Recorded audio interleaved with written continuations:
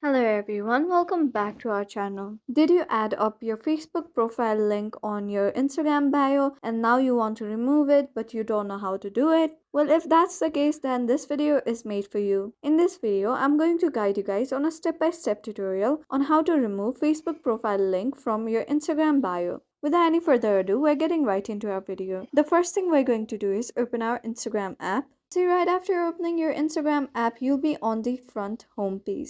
From the home page, all you'll have to do is tap on your profile icon that is located on the bottom right hand side.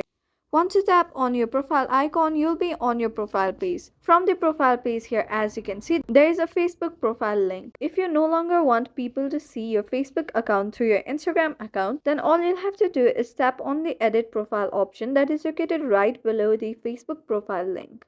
Once you tap on it, you will be directed on the next page where you can see various options. Here right between bio and gender, you can see option link. You'll have to tap on links. And after that, here as you can see, there is a Facebook profile link. Here all you'll have to do is tap on that Facebook profile option. Here it will be a message pop up where it is said that remove from bio. You'll have to tap on that remove from bio option. And just like that, your bio has been updated. The Facebook link has been successfully removed. You can go back and save the information.